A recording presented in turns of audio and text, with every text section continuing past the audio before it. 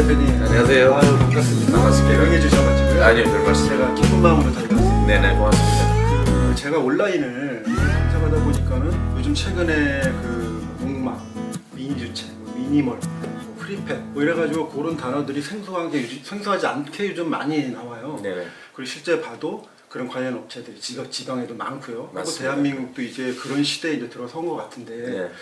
보니까 작년부터 이제 캠핑카 산업도 굉장히 떠오르고 그렇죠. 있고 어떻게 보면 약간 개개인별로 기존의 어떤 삶을 벗어나서 좀 더 자기를 만족시킬 수 있는 그런 퀄리티 선진국 사회로 조금씩 이제 발돋움한다는 그런 느낌도 받았습니다. 맞습니다. 네. 예. 그래서 제가 그러다가 이제 대표님 사이트를 우연찮게 봤어요. 네네. 근데 봤는데 우리 예전에 저도 이제 시각 디자인을 전공했지만은 그런 어떤 외국의 디자이너들이 만든 듯한 그런 막 이쁜 집들, 네네. 그런 건축들에 대한 설명과 세계 각국의 디자이너들의 어떤 건축물들 정보가 쭉 있더라고요. 네네. 그래서 저는 처음에 되게 재밌게 보다가 이게 매거진인가 뭐 이런 스타일로 제가 읽었어요. 상업적이지 않게 하고 있으니까 네. 그렇게 보셨을 수도 있겠죠, 네. 당연히. 그리고 이제 쭉 보니까 이 건물들을 지어줄 수 있다는 어떤 그런 네네. 뉘앙스를 잡았습니다. 네네. 그래가지고 한국에서 이걸 지어준다고 네네. 그래가지고 제가 연락을 한번 드려가지고 고맙습니다. 지어주시는구나. 예. 근데 어떤 식으로 그 방식이 너무 독특하셔가지고 그렇죠. 시스템이잖아요. 네네. 그래서 이것저것 제가 궁금한 것도 많고 해서 네네네. 오늘 좀 대표님하고 예. 얘기를 좀 나누겠습니다. 네네네. 네. 대표님 일단 이거를 이제 좀 예전으로 좀 돌아가 봐야겠죠. 원래는 제가 듣기로도 이걸 전공을 안 하셨는데 네네. 다른 비즈니스 사업을 하시다가 네. 이쪽으로 뛰어들게 된 계기가 뭐였을까요? 첫 번째는 기회, 시장성. 그렇죠. 두 번째는 굉장히 보수적인 우리나라 건축 문화. 그렇죠. 그래서 뭐 사실은 요즘은 건축비 자체가 워낙 올라갔기 때문에 그렇죠. 특히 인건비 같은 거는 감당을 못할 정도로 올라갔어요. 맞습니다. 예를 들어서 큰 기업 같은 경우에는 외국인 노동자를 쉽게 데려와서 그렇죠. 그런 거를 해결할 수가 있는데 네. 작은 전원주택 업체라든지 이런 경우에는 네. 외국인 노동자도 쓸 수가 없는 상황이고 그렇죠. 그리고 또 전원주택이라는 것이 외곽에 있잖아요. 그렇죠. 도심이 아니고 네. 사람 구하기가 너무 힘들어요. 그렇죠. 그리고 인건비가 자연스럽게 올라가고 그러면 결국에는 자재비 상승, 인건비 상승. 그렇죠. 하지만 집값은 정해져 있고 그렇죠. 그러면은 이런 인건비하고 자재비를 올라가는 걸 감당해가면서 과연 좋은 집을 지을 수 있을까? 못 짓거든요. 현실적으로 예. 전원주택 업체도 기업이에요. 영리가 우선이고. 그리고 예를 들어서 뭐 세 달에 30평짜리 1억 5천만 원짜리 집을 짓는다. 네. 인건비가 1억 이상 나오는 경우가 흔하니까. 그렇죠. 그러면 5천만 원 자재비로 무슨 수를 써서 좋은 집을 짓겠나 이 말이죠. 그러면은 애초에 이게 좋은 집을 지을 수 있는 구조 자체가 안 되어버린다는 거죠. 시작부터. 시작. 과연 우리나라 사람들이 좋아하는 유럽 주택, 그렇죠. 소위 말하는 유럽식 주택이라는 게 과연 얼마나 비쌀까? 라는 생각을 하게 됐어요. 그래서 모듈러 주택, 프리팹 주택 관련된 회사에다 계속 연락을 해서 가격을 받고 해보니 운송료를 내고 한국에 들어왔을 때 세금을 내도 국내보다 저렴한 경우들이 굉장히 많더라는 거죠. 해외 건축물인데. 그렇죠. 근데 이제 뭐 해외에서 지붕, 벽체, 바닥, 내벽 이런 것들을 다 만들어 와서 현장에서 조립을 하게 되는데 그럼에도 불구하고 가격이 국내보다 싸더라는 거죠. 아이러니합니다. 근데 우리는 막연히 그냥 비쌀 거라고만 생각하고 있는데 자재도 좋고 디자인도 좋고 그러고 공사 기간도 빠르고 기본적으로 이 아마 영상을 보시는 분들이 제일 먼저 이해를 하셔야 되는 것은 모듈러 주택이라는 것이 뭔지 프리팹 주택이라는 것이 뭔지를 아셔야 될 것 같은데 네. 모듈러 주택은 기본적으로 컨테이너 주택이 처음이라고 생각해도 네. 과언이 아니에요. 네, 맞습니다. 그래서 컨테이너를 갖다 못 쓴 폐 컨테이너나 그렇죠. 새 컨테이너를 쓰는 경우는 잘 없습니다. 네. 폐 컨테이너를 가져와서 활용하는 거죠. 녹슨 것들 다 없애고 거기에다가 화학 처리하고 단열재 집어넣고 내벽 만들어서 네. 주택으로 만들기 시작한 게 70년대입니다. 본격적으로 한 게. 본격적으로. 근데 이제 컨테이너는 20피트짜리하고 40피트짜리 두 가지잖아요. 그렇죠. 그러면 이 두 가지 사이즈를 가지고 모듈러 주택을 만들기는 굉장히 디자인에 한계가 있다는 그렇죠. 거죠. 좁고. 그래서 40피트를 하나 바닥에 깔고 20피트를 하나 올리면은 이런 모양의 그런 주택이 나올 거 아니에요. 예. 근데 그 이상의 활용이 불가능하다는 거죠. 딱 한계가 거쳤죠. 그렇죠. 네. 뭐 예를 들어서 세 개를 지그재그로 쌓는다든지. 그렇죠. 예, 맞습니다. 그런데 이제 70년대 후반부터 시도된 것이 왜 컨테이너만 써야 돼? 그걸 좀 확장할 수도 있는. 그렇죠. 그래서 모듈이라는 거를 만들기 시작한 거죠. 그래서 그 사각의 모듈을 만드는데 여러 가지 사이즈. 그리고 이 사이즈에 맞춰서 나무를 써서 모듈도 만들 수 있고 쇠를 써서 만들 수도 있고 알루미늄을 써서도 만들 수 있고 다양한 소재로. 심지어는 콘크리트 판넬을 써서도 만들고 이렇게 만들어서 각 기후별로 지역별로 선호하는 자재를 써서 만들어서 굉장히 다양한 디자인을 만들어내기 시작한 거죠. 그러다 보니 유럽에서는 원래 그 북유럽에서는 특히 프레임 주택이라고 얘기를 합니다. 팀버 프레임이라고 얘기를 많이 하죠. 그래서 나무 프레임 주택인데 그러면 유럽 사람들은 왜 팀버 프레임 주택이라는 걸 왜 짓느냐? 자, 철근 콘크리트 지역을 그 주택을 지어야 되는데 유럽 사람들은 우리처럼 빠르지 않잖아요. 그렇죠. 일하는 게 굉장히 느리고 여유가 있죠. 1년의 절반이 겨울이에요. 거기는 콘크리트로 집을 지을 수 있는 환경 자체가 되게 안 된다는 거죠. 그리고 날씨가 추우니까 이 사람들은 단열에 대해서는 거의 노이로제 걸리게 하겠어요. 그러네요. 그래서 목조 판넬을 공장에서 만들기 시작한 거죠. 그리고 그 안에 각종 다양한 단열재를 넣어서 어떻게 하면 우리의 집이 따뜻할 수 있을까? 어떻게 하면 최고의 단열 효과를 노릴 수 있을까라는 기술하고 노하우가 그네들은 이미 수십 년 전부터 개발이 되어 있던 거죠. 그래서 이제 공장에서 목조 판넬을 만들고 이미 그 안에다가 단열재 같은 걸 다 집어넣어서 현장으로 벽체 가져가고 지붕 가져가고 내벽 가져가서 짓는 거죠. 옮겨서 조립. 그렇죠. 조립만 하는 거죠. 그런데 모듈러 주택이라는 말하고 프리팹 주택이라는 말이 한국말로 번역을 할 수 있는 단어가 없습니다.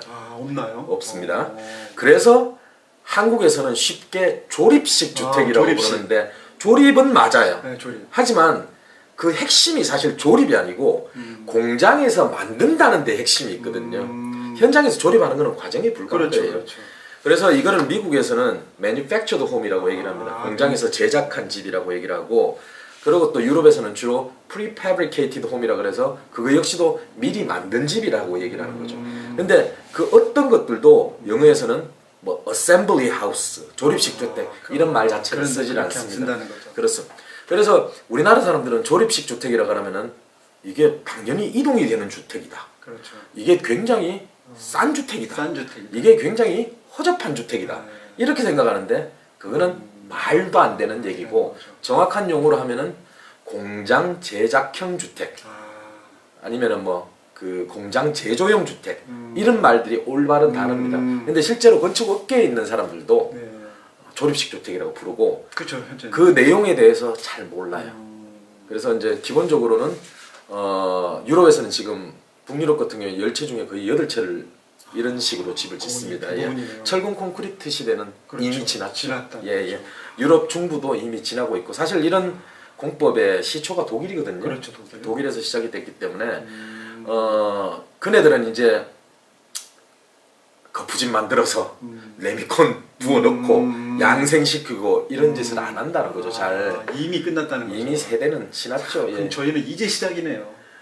우리나라는 사실은 그 우한 바이러스 때 병원 짓는 거 보셨죠? 네. 병원 짓는데 깜짝 놀랐습니다. 그거 보고. 수백 개 병실을 이틀 만에 지어버리잖아요. 그 저거 난리만인가? 막 저는 당연히 중국에서 했다고 하니까 선입견이 있어가지고. 저도 그런 선입견은 그쵸? 있죠. 근데 고급은 아니에요. 고급은 아닌 건 사실인데 그게 가능했던 이유는 중국은 그 모듈러 프리팹 회사들이 수천 개가 있습니다. 이미 우리보다 빨랐네요. 그러면. 상당히 앞서 있죠. 그렇죠. 근데 이제 중국 회사들의 한 70~80%는 굉장히 간단한 건축물, 구조물, 컨테이너 하우스, 간단한 모듈들 이런 것들을 만들지만은 상위에 있는 주택 회사들은 얼마 전에 중국 회사에서 싱가포르에다가 작년에 싱가포르에다가 57층 건물을 단 19일 만에 지었습니다. 프리팹 공법으로. 이제 그 건물을 제작하는데 9개월이 걸렸어요. 엄청나네요. 그래서 결국에는 외장 마감까지 해서 10개월 만에 59층짜리 건물을 지었다는 얘기죠. 상상을 못하죠. 기네스 기록 아닌가요? 이렇게 기록이죠. 그 기록이고.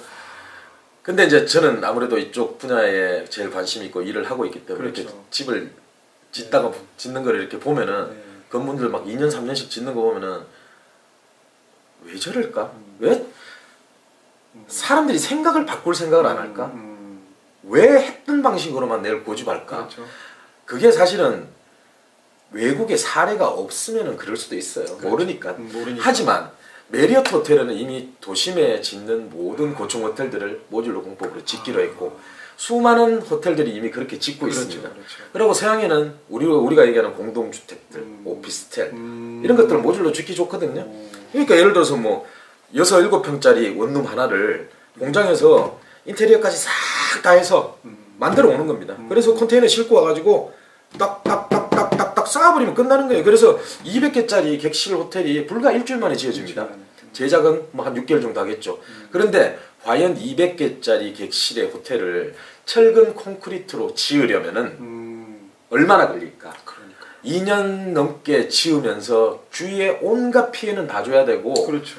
수많은 인력들이 가고 그러면서 비싸거든요. 인건비가 사람을 죽이니까 그게 이제 제일 큰 문제라는 거죠.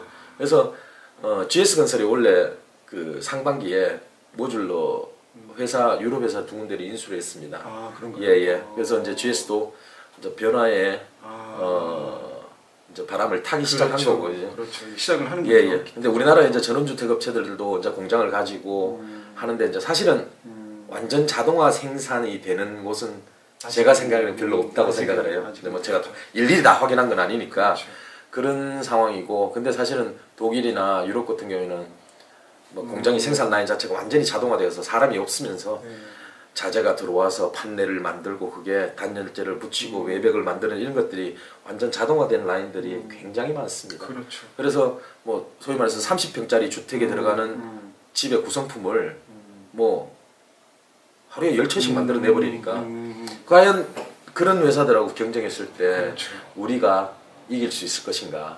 좀 못 이기죠. 그렇죠. 예, 절대로 이길 수가 없죠. 그래서 이제 우리나라도 변해야 되고 일단은 제일 중요한 거는 모듈러 주택, 프리팹 주택이라는 거 그런 공법에 대한 부정적인 인식을 좀 전환을 해야 되는데 사실은 서구 선진국에서 왜 이렇게 하겠습니까? 그렇죠. 이유가 있죠. 만약에 이게 안전성이나 내구성이나 단열이나 이런 것들에 문제가 있고 뭐 사실 모듈러나 프리팹 같은 경우에는 보통 내진 설계가 기본 8 이상으로 되어 있습니다.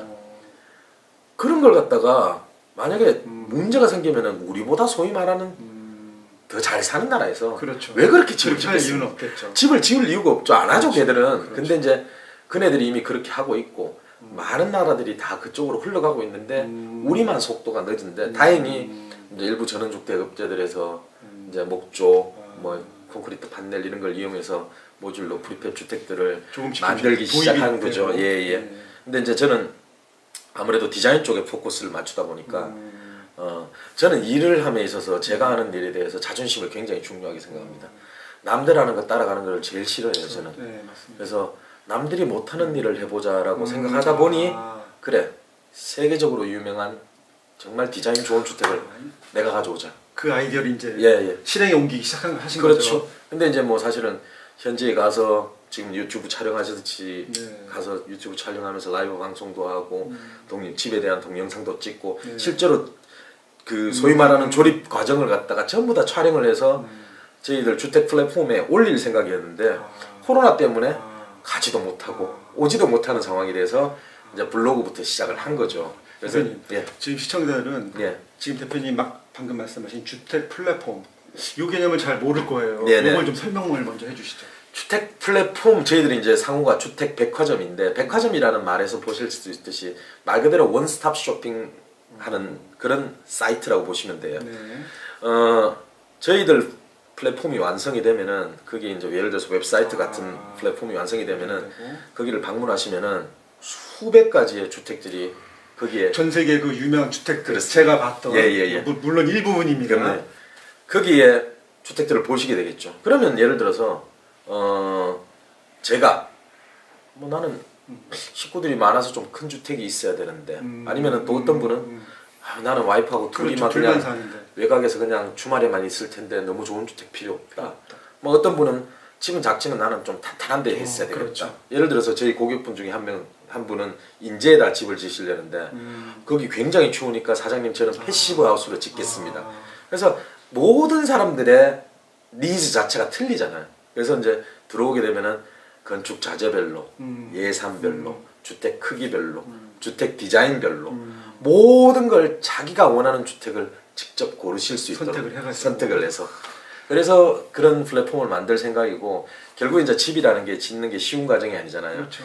하지만 예를 들어서 누군가 와서 지금 상담을 해서 어떤 주택이 필요합니까? 라는 거 하고 플랫폼에서 많은 정보를 입수하시고 내한테 맞는 주택이 이런 거라는 걸 알고 그렇죠. 오시면은 그렇죠. 굉장히 진행 장치가 그렇죠. 스피드하겠죠. 상담하기도 쉽고. 네. 그래서 이제 그분들한테 해둘 수 있는 그러니까 이미 오시기 전에 이분은 이런 주택을 원하시니까 거기에 대해서 저희들이 자료를 준비하기도 좋고 그렇죠. 어떤 서비스가 저분은 필요할 것이다. 대표님 예. 이런 새로운 어떤 개념의 이제 플랫폼 아이디어인데 네네. 그럼 제가 듣기로도 그동안 이걸 하기 위해서 네. 그러면 수많은 전 세계에 있는 그 유명한 그 건축업체들 디자이너들을 이제 다 찾으셨어야 됐잖아요. 그렇죠. 한 2년간 준비하셨다고요.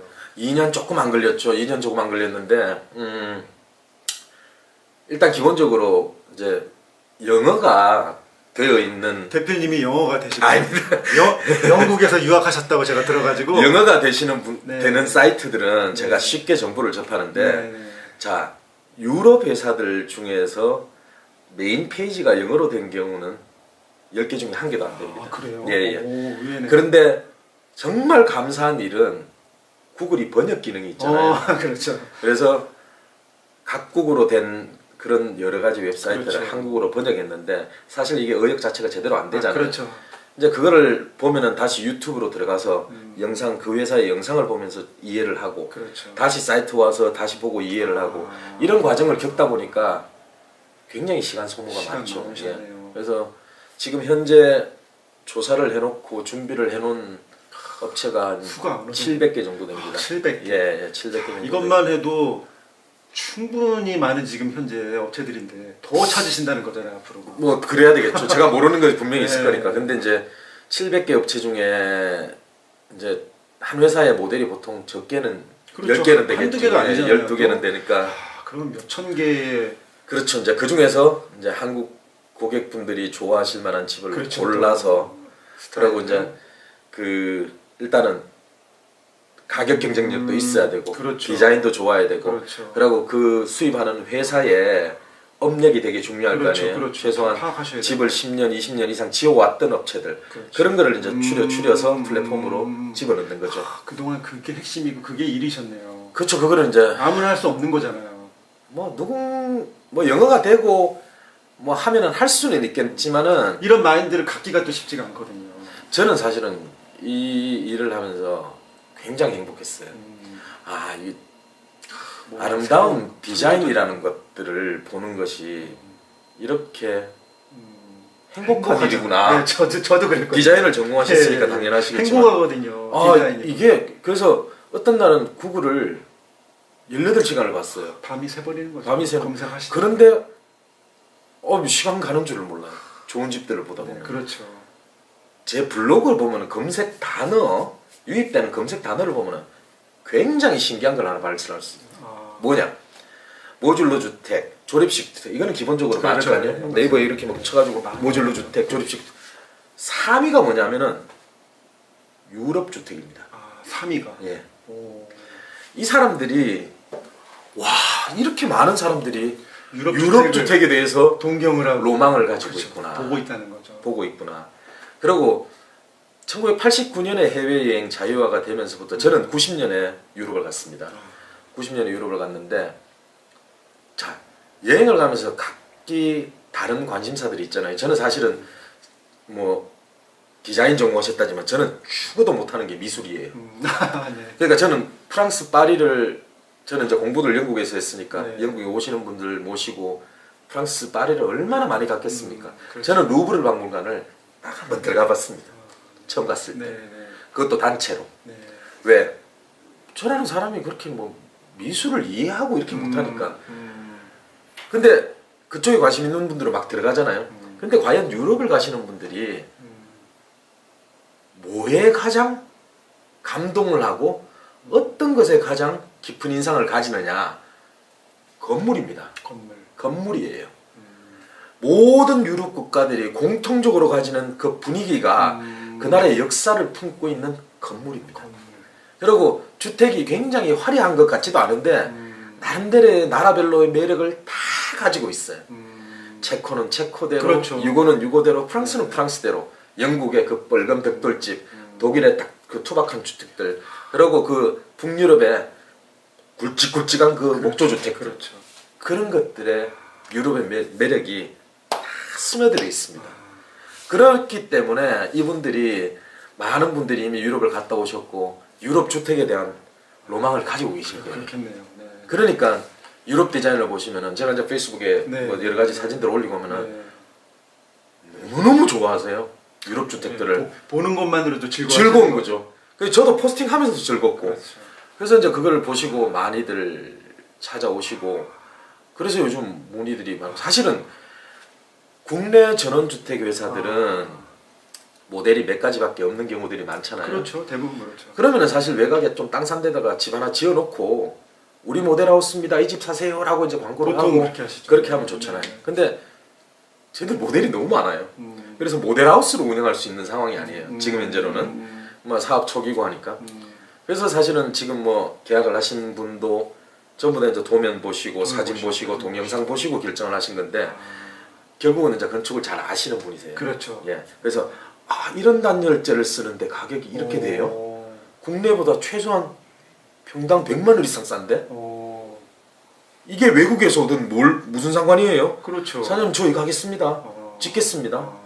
그리고 저희들 입장에서는 지금 지어지는 하나하나의 모든 주택들이 저희들 모델하우스예요. 그렇죠. 그렇죠. 그 주택을 허특게 짓겠습니까? 목숨 걸고 짓죠. 최고로 짓습니다.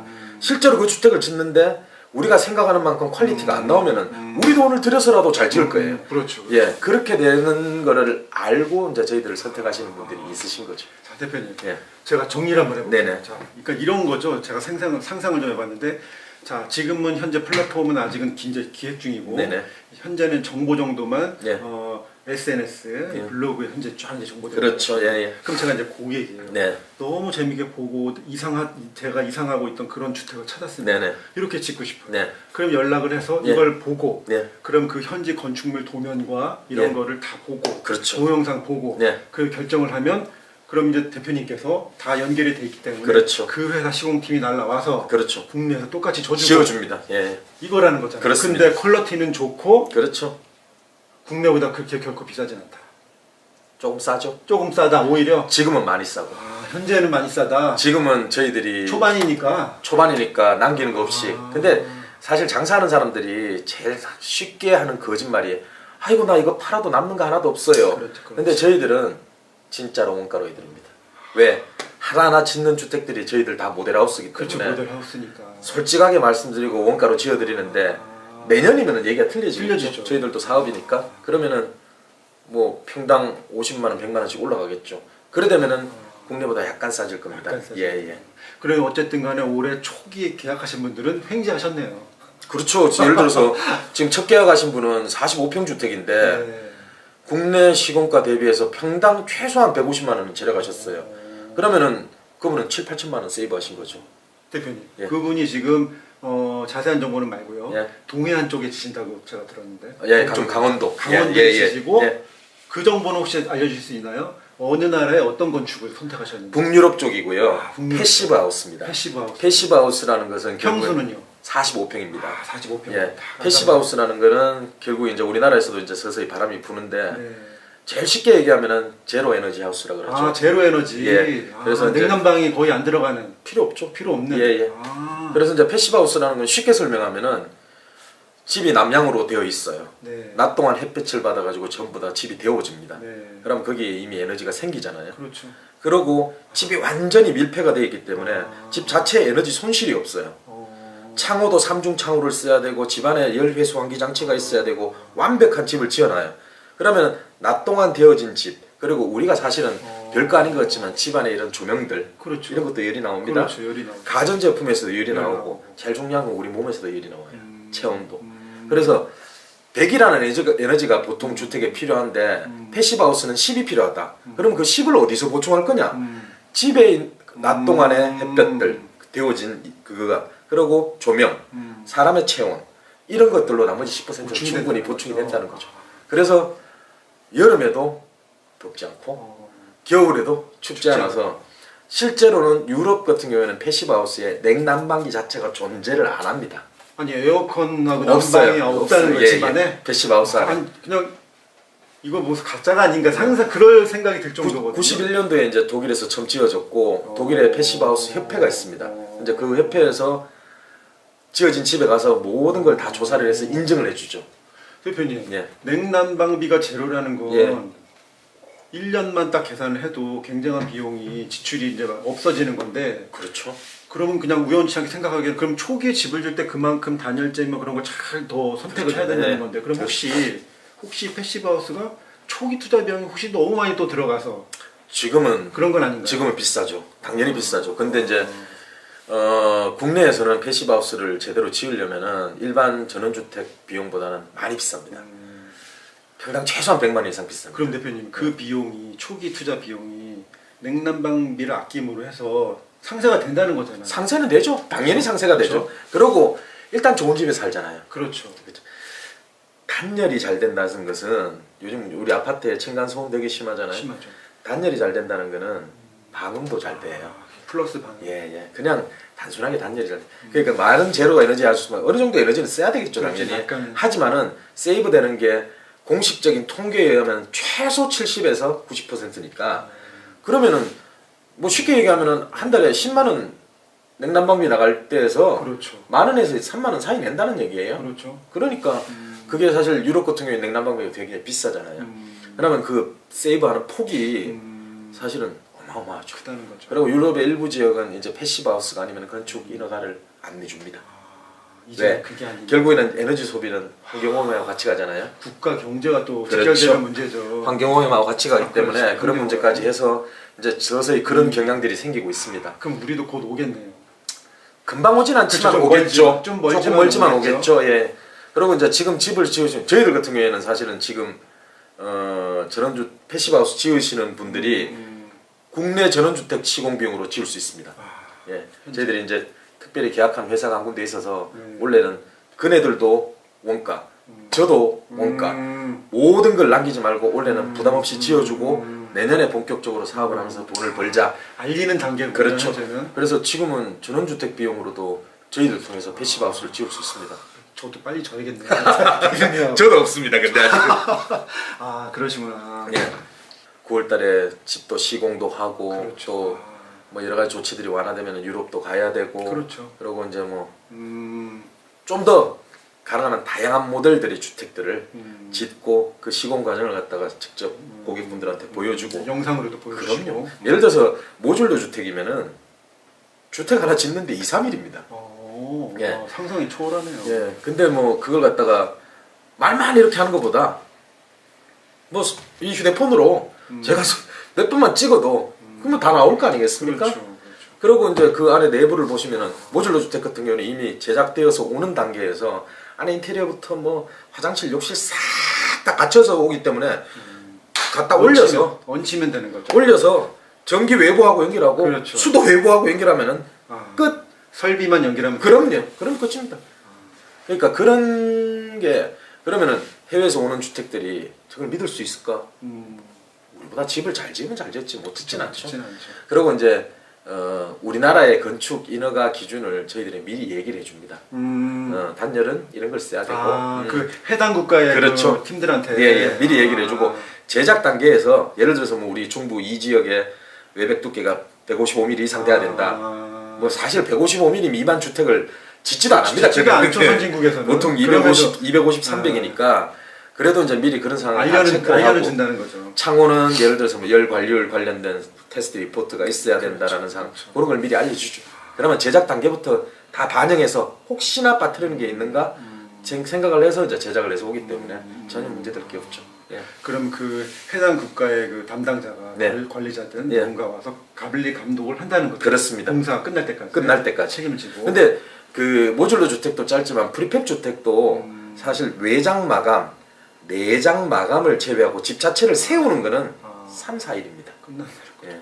근데 외장 마감, 내장 마감은 굳이 그들이 하지 않아도 돼요. 그렇죠. 우리나라에서 다 하면 되니까. 충분히 하시. 그래서 세우는 것만 하는데 그러니까 이제 그 사람들은 보통 한 일주일 정도 체류하면서 집 세우는데 한 3, 4일을 쓰고 나머지는 외장은 요렇게 내장은 요렇게 주의를 해서 하면 되겠다 하면 우리나라 팀에서 시공을 하면 돼요. 저희들이 또 시공팀이 2팀이 있습니다. 국내 시공팀이 있으니까 이제 그분들이 이제 해외 업체들한테 기술 전수도 받고 배울 것들은 배우고 이제 우리하고 시공 방법이 요렇게는 다르구나. 뭐 그 예를 들어서 패시브 하우스 같은 경우에는 지금 기초를 우리는 콘크리트 슬라브를 그냥 쓰잖아요. 그 사람들은 위에 기초를 약간 띄워요. 나무 목재로 스크루 파일이라고 해서 좀 띄워서 바닥 단열을 별도로 다시 합니다. 그게 이제 패시브 하우스 기준이라고 그 회사 기준이라고 얘기를 하기 때문에 그래서 이제 그런 여러 가지 기술적인 문제들을 이제 배우고 그러고 난 뒤에 이제 그 다음부터는 사실 똑같은 모델을 지을 때 올 필요는 없겠죠. 그렇죠. 우리 시공팀이 다 배웠으니까 그런 과정을 거치는 거죠. 그 대표님 또 하나는 이제 궁금한 거는 이렇게 했을 때 사후 AS 관리는 국내 시공팀이 책임을 지는 거죠. 그렇게 되는 거죠. 그리고 회사에서 기본적으로 어떤 회사는 10년, 어떤 회사는 20년 보증서를 끊어줍니다. 네네. 우리나라는 사실 뭐 전원주택하면 뭐 2년, 3년 보증서 끊어주는 데 있는데 저희들 이번에 계약한 같은 경우는 20년 보증입니다. 어떤 곳은 20년 보증이요? 네네, 20년 보증. 이거 완전히 진짜 믿고 가도 되겠는데요, 이 정도면? 그럼요. 대표님, 이제 그럼 이제 9월부터 시작이 돼서 한 채 이제 져지면 저도 이제 방문을 해서 그 집을 좀 소개를 더 그럼요, 당연히 해드리도록 할 거고요. 그 다음에 궁금한 거는 이제 지금 현재는 페이스북과 이런 데서 정보 볼 수 있는데 아까 말씀하신 그 온라인에서 직접 보면서 구매할 수 있는 그 시스템도 계획이 돼 있나요? 연말 정도 보고 있습니다. 올해 연말요? 그래서 그게 지금 그 일반 웹사이트하고는 틀려서 그렇죠. 시스템이 다르죠. 제작 기간이 최소한 3개월 이상입니다. 그래서 사실 우리 뭐 웹사이트 중에서도 굉장히 좀 제대로 돼 있는 것들은 제작하는데 한 2달 정도 걸리잖아요. 그럼요. 이상도 걸리죠. 저희들은 한 아무리 빨라도 3달은 걸릴 것 같아요. 그래서 연말 정도면은 완성이 되지 않을까.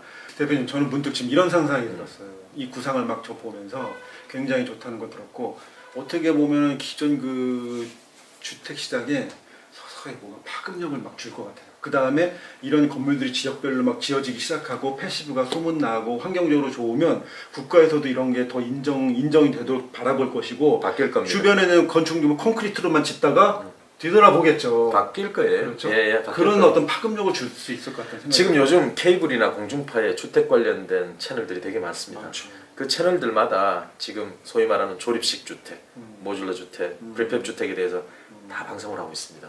그래서 예전보다는 많은 인식의 전환이 있어요. 정보들이 지금 흘러가고 있는 거죠. 그러면 내년은 더 심해질 것이고, 그렇죠, 내년. 후년 되면 더 심해질 것이고, 맞습니다. 어느 날 갑자기 시장이 확 터질 겁니다. 모든 소비자가 기본 그 정도는 막 이제 요구하는 날이 올 겁니다. 자, 이제 9월에 첫 삽을 뜨는데 저도 너무 기대가 돼요. 그래서 그게 잘 흘러서 올해 꼭 유튜브에서 한 번 더 그때 때 예, 예. 이제 방영을 해서 좀 보여드리고 그럼요. 싶어요. 예, 그럼 좋죠. 그걸 보시면 다들 이제 그 약간의 못 믿음 요게 이제 전부 해소되지 않을까. 해서 되시겠죠. 그렇죠. 예, 예. 그때는 예. 뭐 제가 말은 그렇게 하지만은 뭐 돈을 그렇게 많이 받겠습니까? 조금 더 받겠죠. 예, 예. 그러면 그 동해안에 짓는 거 네, 네. 2부 때 예. 저희가 2부 때 예, 2부 때 현장에서 한번 또 좋습니다. 리얼하게 또 방송을 이제 하도록 해외 하겠습니다. 그 주택업체들 대표 인지니어들 그렇죠. 같이 예. 그리고 뭐 제가 뭐 적당히 통역도 하고 그렇죠. 그렇게 하면은 해주시고. 그러면은 이 레옹 TV가 글로벌 TV가 되는 그런가요? 그렇게 되는 거죠. 예. 너무 관심 있는 분야여서 예, 예. 저도 오늘 취재 이렇게 응해주셔서 아이, 너무 감사드리고요. 제가 감사하죠. 네, 그래서 요거 9월에 다시 한번 찾아뵙도록 하겠습니다. 아이고 고맙습니다. 감사합니다. 네, 네. 감사합니다.